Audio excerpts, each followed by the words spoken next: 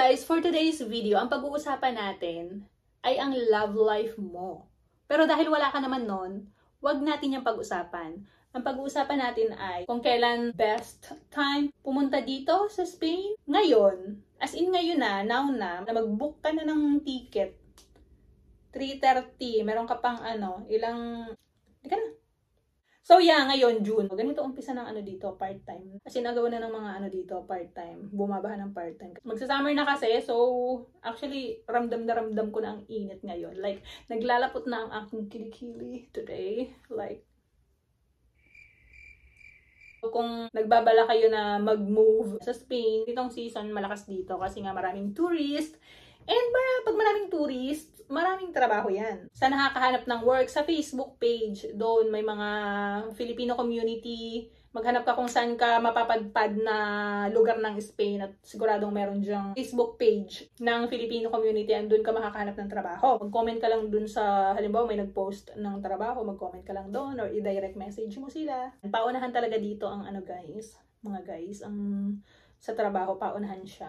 Pag may experience ka sa bahay, advantage yun, syempre. Tapos tatanungin yan kung magkano yung rate mo. Dati, nung unang dating ko dito, ang rate nila ay 10 euro, ganyan. Meron pa before na 9 euro daw, 8 euro, meron pa.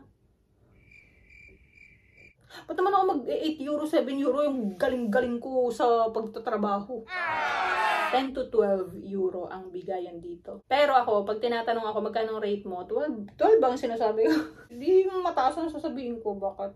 May credentials ako. Galing ko maglinis ng bahay. Pati kaluluwa mo, kaya kong linisin. Yung mga pinapasukan ko ngayon, 11 euro per hour. Meron pala akong 12. Meron pala akong 12 euro per hour. Yung taga UK sila. Kapag may nag-i-inquire sa akin pag 12 talaga sinasabi ko. Syempre, kapal-kapal yung mukha natin eh. Tapos alam nyo ba, pinasubukan akong pasukan na restaurant, tagahugas ng plato. My gosh, yung kaluluwa ko parang gusto na akong tulungan sa paghuhugas ng plato kasi non-stop ang mga plato, ang mga kawali na pinaglutuan ng paella. Malaking yon, yung kawaling yon, nagdikitan yung mga kanin doon sa Tapos ang bayad lang sa akin ay 10 euro.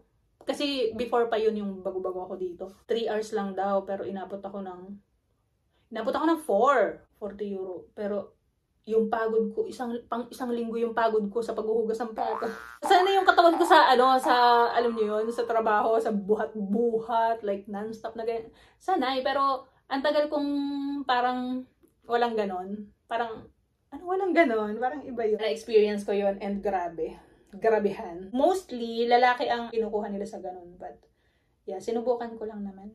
And, ayoko nang ulitin. For 10 euro, no. Pero kung 12, okay. Sa Marbella, mas mataas ang rate nila doon. Mga rich people ang nandun. Yeah, 12 to 15 euro daw ang doon. Bigayan, sabi ng friend ko na nandun. Yan lang naman. Halimbawa, may 8 hours a day ka na work. O, diba? 88 euro. Times, kahit mag-work ka lang ng Monday to Friday, magkano yun? 5. Ben, magkukumpute pa. Wait lang. Kinalview ko, kaya nawala ako. So, kung may 8 hours a day ka na part-time dito, may 88 euro a day ka, times 5. Kahit hanggang Friday lang yung work mo. Meron kang 440 a week. Times 4 in a month, 1,760. 1,760 euro. Bayad ako ng apartment, 300, tapos yung food, allowance ng 1 month, parang 300. Yeah, something like that.